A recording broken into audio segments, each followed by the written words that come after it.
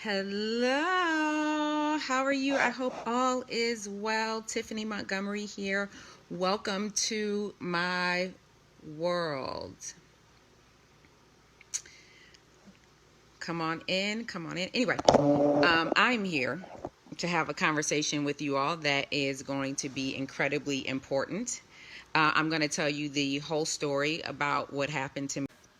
But Abby is at my vendor table the entire time. The majority of the time she's at my vendor table. Me, Abby, and the woman that's over the church in Baltimore, we eat during all the sessions. We're together the entire time. I was invited to join them because we were all friends. Okay. And so we move on to December 2016, y'all. Please write this down. 2016 of December, I moved to Chicago, Illinois. You may say, Tiphani, was there any warnings about moving to Chicago? No, I barely told any friends. I barely told any family. I could count maybe on one hand how many people I told. Why? Because I did not know what I was doing. I do try in my life to practice radical obedience. And I just want to say this. You don't need a lawyer, number one, when you're telling your story. And you also don't need a lawyer when you're not saying anybody's name. So in anybody's ministry. So God bless and Godspeed to you all that's concerned about that. And I will also say I have too much proof for anybody to want to play around with me legally. So I will say that as well. But Godspeed to you all who are concerned about that. I solicit your prayers in this case, especially when I'm doing the business of God, of warning you all about a ministry that is literally operating in incredibly high witchcraft. So I moved to Chicago, Illinois.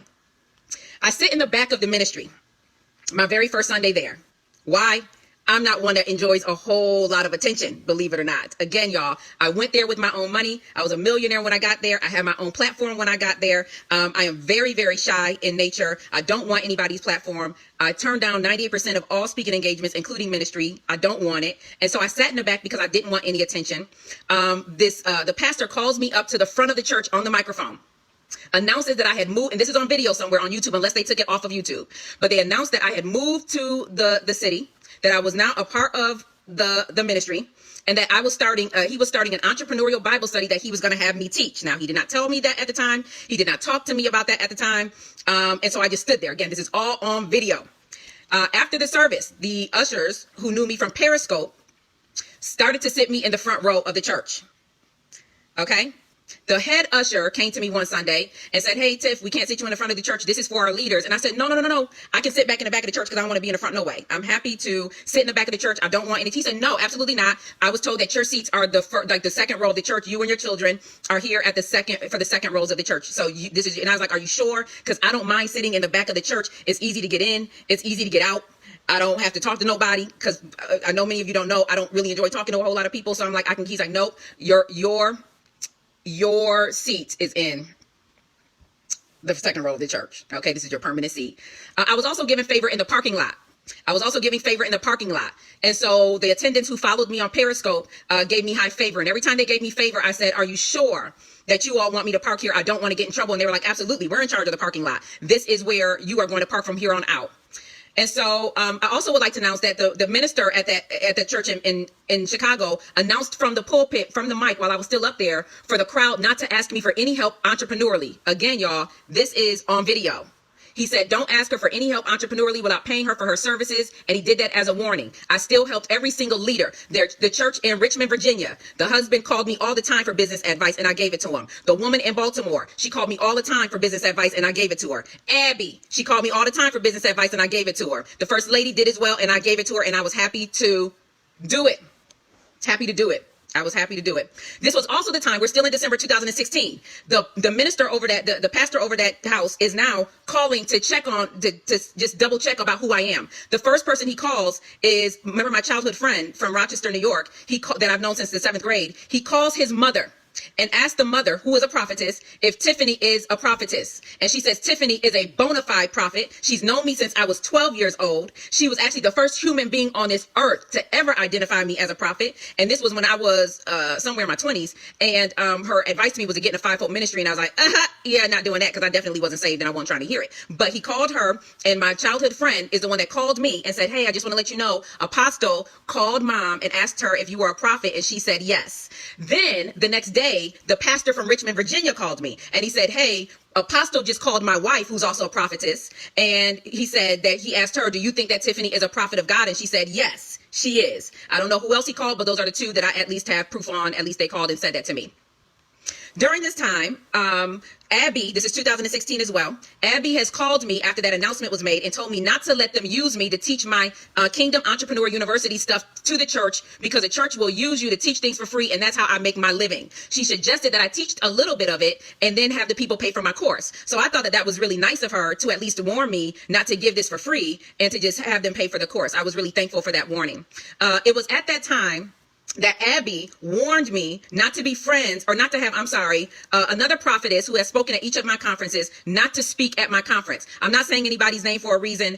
I'm sure she doesn't mind if I say her name, but I'm not going to say her name. Many of you already know who I'm talking about because I have already said it. Okay. So Abby has told me not to have this specific woman who has spoken at all of my conferences at my conferences. She said my conference, end quote, my conference is sophisticated. Millions conference is more sophisticated. And this person, she said, was loud and that they would not connect. She also called her ghetto.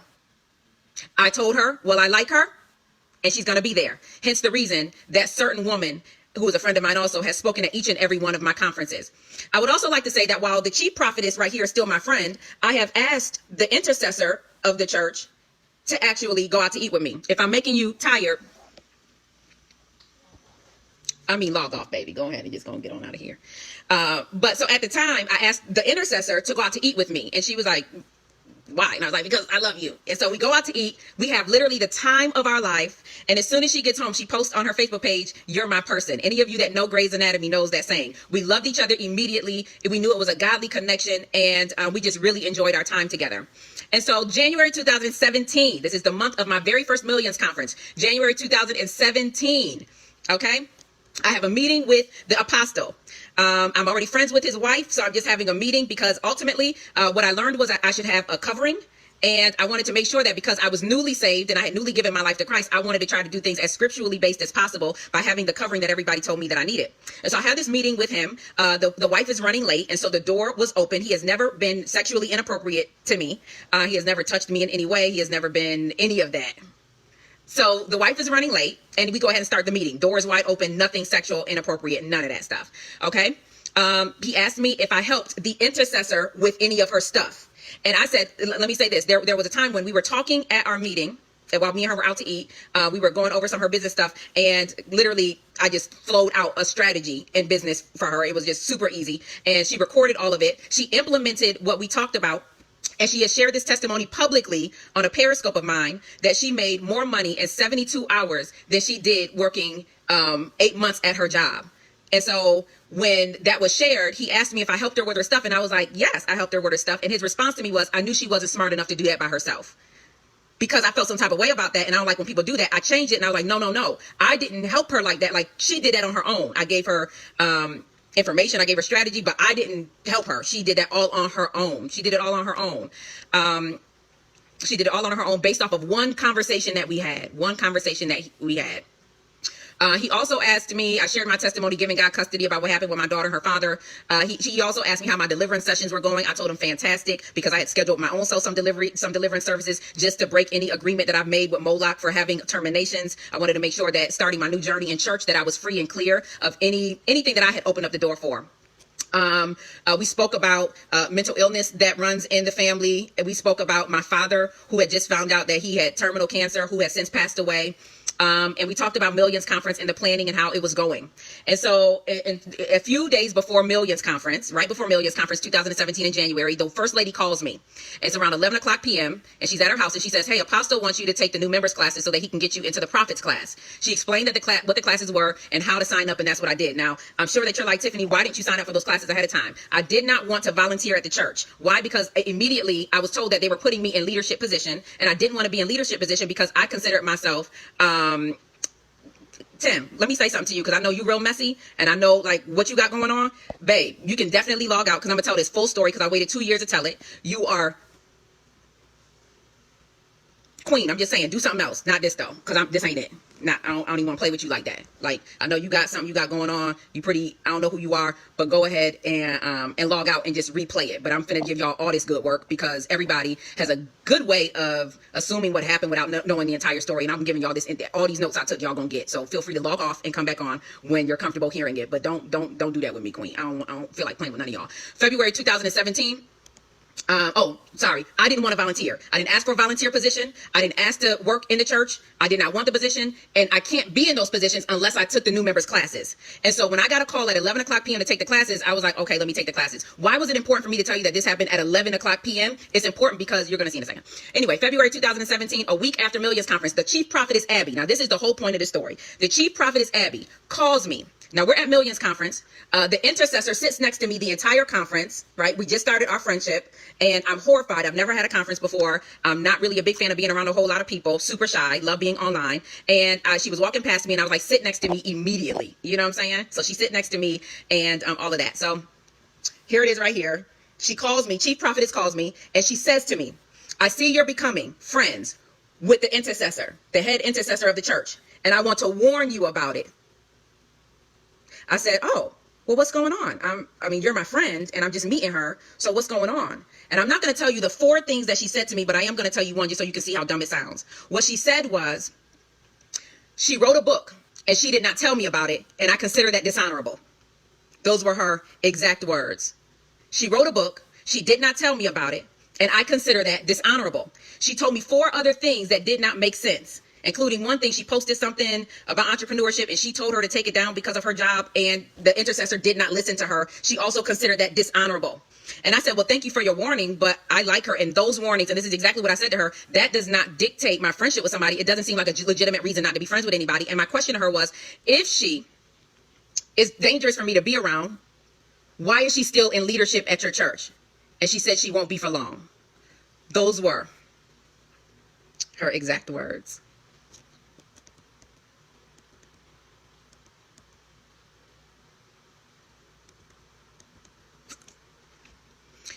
I forgot to mention, I mentioned my pastor in Raleigh for a reason, and that's because something had happened between him and I. I called the first lady for advice, and what the first lady said was, you should leave your church. What she said was, I don't tell people to leave their church often, but you should definitely leave yours because he can't handle the assignment on your life. He cannot handle the assignment on your life. You should definitely leave your church. You know what I'm saying? February 22nd, 2017, I was asked to be part of their meeting to raise $1 million. I took part in that meeting to raise $1 million. We raised $1 million. We raised $1 million. It was incredibly successful. It was very powerful. But I do want you to know that I was brought into the private meeting of raising that $1 million. March 12th, 2017, I signed up to be a part of the miracle and healing team. That's important because I wanted you to know that that's the team I actually wanted to be on. March 19th, 2017, Abby uses me as an example in front of the prophetic development class of what honor looks like. She tells me in front of the entire class and says, I want you all to know that Tiphani is an example of what honor looks like. Tiphani is an example of what honor looks like. And so that was shown to me in front of the entire class. Okay, so March 26th, 2017, this is the actual day that we are raising $1 million in that day. And during it was like a night where everybody's getting prayed for, everybody's getting their hands laid on, all of that. The person that was over the deliverance team comes over to me. She's over the deliverance team. She's the head of the deliverance team. She walks over to me and she says, Tiphani, why are you not praying for people at the altar? And I said, I don't have permission to do that. And she says, well, I'm going to put you in the deliverance team because you need to know how to do all of that. And I said, okay. So we exchanged numbers, and she told me to be on the lookout for her to call to confirm when I should be at the next training. I received a text from her April 20th to let me know that I was approved by a man that is right up under Apostle via the person that's really over the deliverance team, and to be at the deliverance training on Saturday. I also got an email for the person that is over the deliverance team confirming that I was supposed to be in that session. Okay, now I'm getting ready to tell you another part of this story that is, yeah, Juanita, and I got it. I'm also getting ready to tell you another part of the story that is still all of that. Now, I'm not going to call names, so.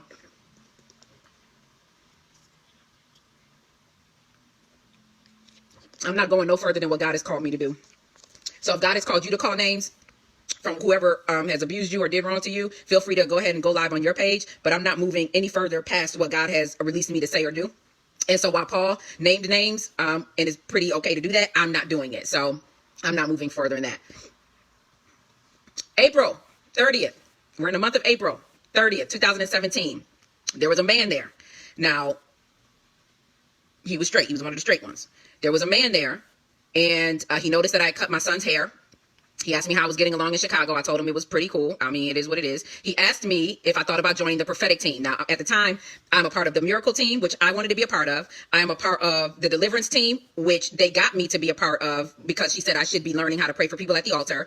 And I'm in the prophets class because Apostle had his wife call me to tell me to be a part of that class. Now he's asking me, have I thought about joining the prophetic team? I said, absolutely not. All I know about church is once you're a part of teams, you can't be unapart of teams. So I'm not interested in joining something that I'm not going to be able to fulfill. And then I said no. And then he asked me if I would like to go out to eat. And I said, sure. And so I had to abruptly leave at that second because somebody moved my purse. So I had to cut off the conversation mid-sentence and then leave. On May 2nd, I'm back at church. I see him. I go over to him and I say, hey, I'm sorry for abruptly leaving you. And the first thing he asked me is, have you thought about joining the prophetic team? I said no. And I gave him the same reason. And he said, well, you're a prophet. You're a bona fide prophet. You need the training and you need to be in a company of prophets. And if you're going to be on any team in this church, I think it should be the prophetic team. And I was like, well, you do have a point there. So I was like, I'll join the team as well. And he said, okay, give me 1 second. He walks back. There's a guy that he sits next to in the church all the time. I used to always call him the big guy. He sits next to him all the time. He goes and says something to the big guy. He comes back to me and he says to me, now I need you to understand that since I've gotten there, there's been a guy over the prophetic team. This guy isn't the big guy. It's somebody completely different that I haven't seen him and his wife at church in a while. Okay. He goes and asks the big guy. He comes back and says to me, and he says, hey, they capped it at 50 people, they've capped it at 50 people, but just come, I'll take care of it. I said, are you sure? He said, yeah. He said, yeah, maybe everyone won't show up. So just come. And I said, okay, maybe everybody won't show up. I'll just come. He tells me that the team is on Thursday at the church at 7. Okay. He gives me the wrong date, wrong time for it. But that's where I go. Again, I want y'all to understand, Tiffany, well, if somebody told you that it was capped at 50, why would you go? I was called at 11 p.m. to join the prophets class.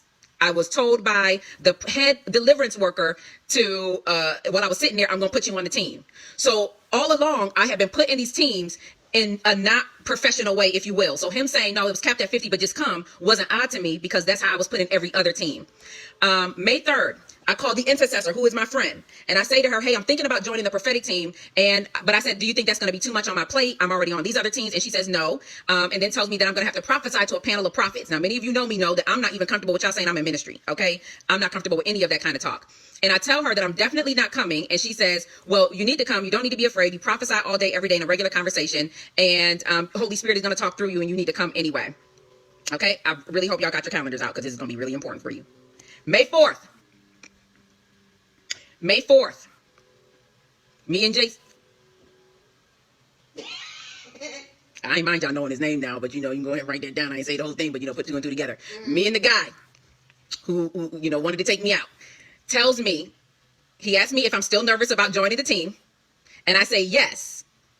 And how I couldn't believe that he didn't tell. I said, I'm very nervous about joining the team and I couldn't believe that you didn't tell me that I was going to be prophesying to the prophets. And we laughed about it and he told me to practice on him and I was like, I'm not doing that. At the end of the dinner, he says to me, I want to tell you that I'm interested in you. I want to tell you that I'm interested in you. And I was like, oh, okay. Now, a few things about this fella. He's not the best looking. Now, you might say, Tiffany, you're in your flesh and you're carnal. This is really important because of what was said about me in a meeting I'm getting ready to tell you about.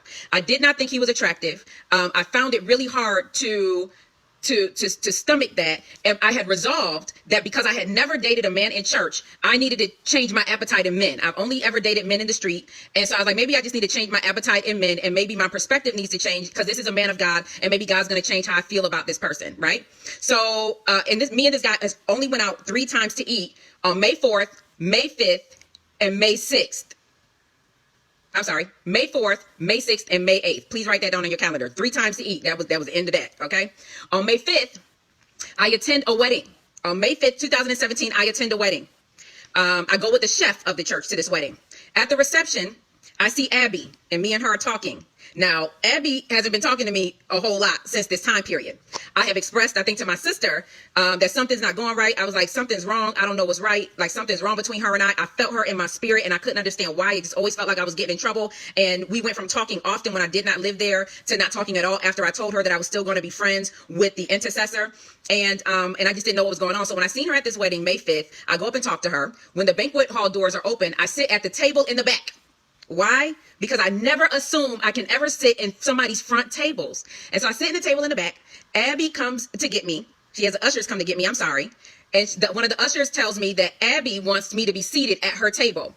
When she gets to the table, I asked her, because I'm sitting at the table, nobody's there yet. I said, hey, you sure I can sit at this table? And she was like, yeah, the first lady told me to sit you at our table. Okay. She then accidentally sends me the text message that she's supposed to send the first lady. And she says, okay, we saved it. Her and the chef are at the table, but with the guy apostle that's right up under the regular apostle and his wife, and you're next to me. And then she was like, hey, sorry, I sent you that text on accident.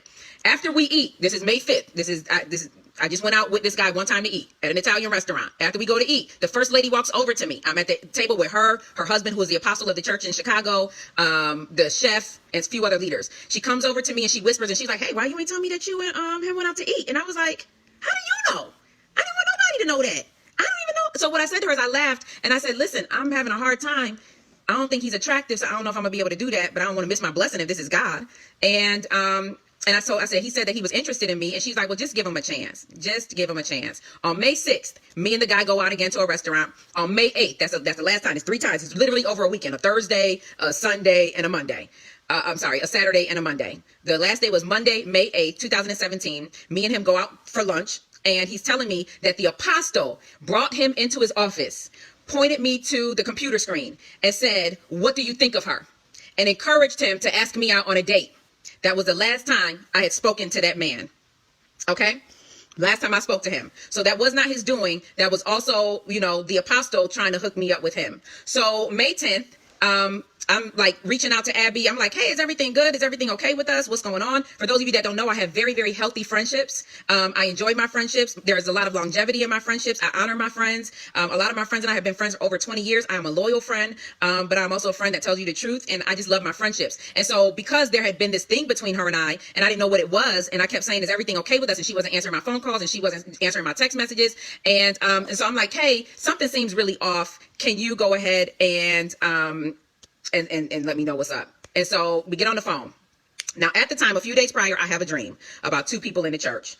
In the dream, one of the people, husband, was reaching out to somebody inappropriately. My dreams tend to come true shortly after they happen. I didn't know what to do with this dream. I'd rather keep it to myself.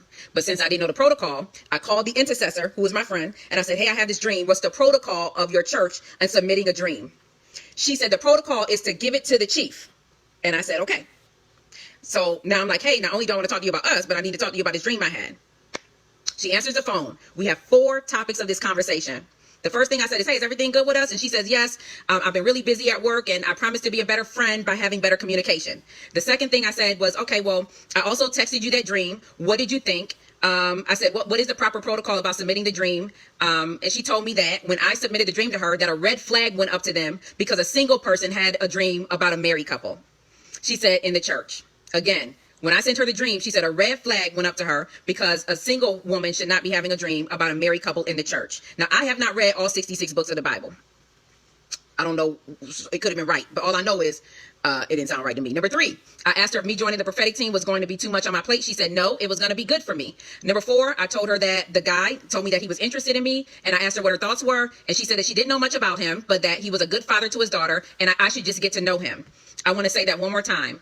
I told her that he was interested in me, but I was not attracted to him. And she said, I don't know much about him, but that he was a good father to his daughter and that I should give him a chance to know him. That is really important for y'all to know. May 11th is the actual day of the prophetic evaluation, 2017. May 11th, 2017. So around this time, there was somebody I knew whose boyfriend shot her in the head in her home and killed himself in the driveway. And her children were in the house. Her mom was in the house. It was really bad. It happened around that day or maybe the day after. So not only was I incredibly sad and not able to get out of my bed, but I was also fasting and praying because she was still on life support at the time. And the prophetic evaluation started at, I think, about 5 or 6. And I wasn't going to go, but my sister wanted me to make sure that I got out of the bed to go to this actual evaluation. And she was like, you gave them your word. You should go. Just get out of the house. And I need you to do that. So I went to the prophetic evaluation, super sad, don't really even want to be there. I'm sitting in the audience and I'm like, something's wrong here. I don't think I'm supposed to be there. So I text the girl that works right up under the chief prophetess, and I text her and I said, hey, is my name on the list? And she responds via text and says, hey, yes, you're almost up. That was her response back. I said, thank you. And she said, you're welcome. Now, the reason that's important is because if my name wasn't on the list, I would have left. When it's my turn, I was the last to be called up. I prophesied. They asked me how important a prayer life to a believer is. I told them, and I told him exactly that it's as important as breathing, period. And then I prophesied to the prophets, and it was over, and I went home. On May 13th, I get a phone call from Abby, and she lets me know that it was said that I was told not to be there. Now, this is when all the false accusation come on. This is when everything happens. She says, hey, I was told that you were told not to be there. I explained to her that this had to have been a mistake. I told her the entire story of the man who said that he was interested in me, inviting me to come. She said that the man that was interested in me told her that he never told me that. And that he told me that if I wanted to come, I should ask either her or the head intercessor. Those two people. I said, well, that doesn't make sense because both of you are my friends. And if I knew I was supposed to do that, I would have called you. It wasn't that serious. I didn't want to be on the team in the first place. I then asked for a meeting that day. I said I would like to have a meeting, and this has to be a big mistake. And she assured me that they'd figure everything out and wouldn't make a decision until after the meeting. Well, the meeting is the week after Mother's Day, May 21st. May 18th, because she told me she wasn't going to make a decision until after the meeting. May 18th, I get an email saying that I was not chosen to be a part of the prophetic team because I was told that a decision would not be made until the meeting, So I texted her and I said, hey, I'm just wondering why you all made a decision when you would just promise me that you wouldn't make a decision because of that. And I told her I need the proper plans, processes, and procedures of this church because I'm getting in trouble about things that I should not be getting in trouble at. Well, she rebuked me for asking her for proper plans, systems, and processes. I have the text to prove it. She rebuked me for it, told me that she was the chief prophetess of the house and that I should not question her about anything. And I said, well, I'm getting in trouble. So how else do I do this? I mean, you are my friend. You of all people know that if he told me that I should ask you all, I would have asked you all because y'all were my friends. So anyway, May 21st is the meeting. I meet with the big guy. Remember the big guy that he went to go ask? I meet with him that he says he's interested in me. The first lady is in the meeting. The chief prophetess is in the meeting. And we have this discussion. They tell me that I was not chosen to be a part of the prophetic team because I operate out of a Jezebelic spirit, that I am controlling, that I am manipulative, and that I'm a liar. Now, I don't know about you, but I understand nonviolent communication. So I do a lot of talking with my mouth closed, hands like this, just to make sure that nobody is taking me as volatile at the time. So I listened to everything everybody had to say. I addressed it because I had as many notes as I do today. And what the first lady said was, oh, I know what the problem is. The problem is you're not used to being in a room full of people that are smarter than you. And I said, the fact that you think that I think that y'all are smarter than me is the real issue here. Well, Abby breaks up the monotony of that conversation.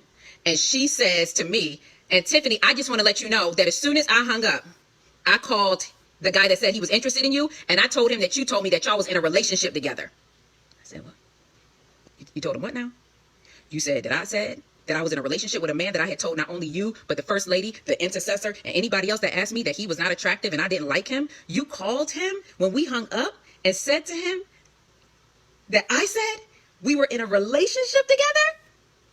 My God.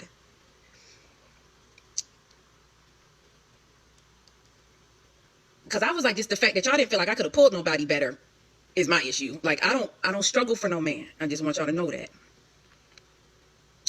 He goes on to say how I'm a liar. He did not tell me to come to the meeting. And I was like, well, let the record reflect that y'all got a lying prophet in your midst. Apparently 2 of them right now. I did not say any of that. She also said, you snuck into the deliverance class. I spoke to the head person of that, and he said he never approved you being in the deliverance class. I said, wait, what? What? I'm in a meeting like this. What? Wait, I didn't want to be in the class. I don't want to be in your classes. I didn't ask to be in the class. Why is he? So I'm texting the person because service is still going on upstairs. I'm texting the person and I'm saying, hey, can you come down here? They are saying that you said I should not be in the class. They are already saying that I am controlling, rebellious. They have called me Jezebel in this meeting. The lady done called this guy and said as soon as she hung up with me, she told me she didn't know him to give him a chance. And then when you hung up with me, she called him and said, Tiphani told me y'all are in a relationship together. So there's a whole lot of lying going on in here. Can you come downstairs? Apparently she don't get the text messages till it's over, but assured me that she reached out to them and told them that she was the one that got me in the class. But that's what was said. That's what she said. She said, and you snuck into the class and you weren't supposed to be there. So what they were trying to paint the picture of is now I was all of these things, but I was also a prophet who was trying to merge her way in to the system and the structures of this church, which was not true. It just wasn't true. So on May 22nd, I do a Periscope called Do Not Be Moved. Don't be moved. it was amazing teaching, if you ask me, 5 points on how not to be moved when you're being falsely accused. I didn't use anybody's name. This is actually the first time I have really done the most on a post about this whole situation. And on May 23rd, 2017, I get a call from the First Lady, who had been my friend for a year. And she states that, hey, I'm just calling you because all of the people in our network are calling us, asking us what's going on with our church. And I said, well, that's not possible because I never mentioned your church. So unless you have told anybody what's going on with you and I, nobody in my outside world knows. And I said, well, Abby may have watched the live and said something to you, but the network did not watch the live and they didn't say anything to you. On May 24th, let's see. Okay, so on May 23rd, the First Lady also lets me know that I operate in a Jezebel spirit. She told me that there was no hope for me on a conversation. I had my sister on three-way with this conversation, so my sister heard all of it. I wasn't able to record that specific conversation, but my sister was on three-way about the whole conversation. She told me that there was no hope for me, that I did not listen to leadership, that I was a Jezebelic spirit, and what the First Lady said to me, who was a friend of mine, what she said was, everything your hands touch is going to fail. Now, I'm dumbfounded. I don't really know what's even going on here. You are my friend. So I'm not even sure how you have taken a year-long friendship, and I've only been here at the time for, this is May now, 5 months, and I'm wondering what the problem is. We're almost finished with this entire story, y'all. This all happened in 2017, Jen. Ain't nothing happened in 18, 19, nothing happened. So I'm giving you a 5-month story. And so after she called me all of that, and I didn't know what any of that meant. Again, she knew the church, just got saved a few months prior. I don't know much, but I do know that this is bad. I share it with a friend of mine who then said, I'm going to schedule you to get a deliverance right now because those were word curses from senior leadership. And you have to go get deliverance for those darts to be taken out of your back. So he schedules me a midnight appointment with 2 deliverance workers who they had also done dirty. And the husband tells me, go ahead and take that live down. And I said, well, if you say I should take the live down, that was called Do Not Be Moved, I'll take it down. He said, I think what you did was not wrong. I think it was right. But I just want to say that you don't need any additional warfare to you, even if what they're doing is wrong. And I said, well, maybe if I tell the First Lady and the apostle what's going on with the chief prophetess, everything will make sense. They warned me against it. They said, have you ever told a woman that her husband was cheating on her? And I said, and he said, what happens? I said, everybody stops talking to you. And they said, yes, because they have been friends with her longer than they have been friends with you. Do not tell it. Don't tell it. Don't say nothing. So I took their advice. I didn't say anything. I took down the scope and I called the First Lady May 24th around 6 a.m. I apologized if I hurt her anyway. Why did I apologize? Because I don't have bad intentions. I had no a desire to be antagonistic or to fight. I really didn't know what was going on. And I didn't want to hurt nobody. I just really wanted to live saved. So I texted her and I texted Abby and I apologized if I hurt her anyway. On May 26, 2017, I posted my flyer for Millions Conference Atlanta. From Millions Conference Atlanta. 3 of the people that go to that church were on my my flyer. One of the people live in California, the other one in Richmond, Virginia, and the other one teaches entrepreneurship and relationship advice. They were all on my flyer. I post my flyer. I think all is well. I get an email from the church in California who says, hey, he's no longer able to be a part of your conference. And I said, okay, no worries. I didn't have a relationship with him. Thank you for letting me know. I get a phone call from the church in Richmond, Virginia, who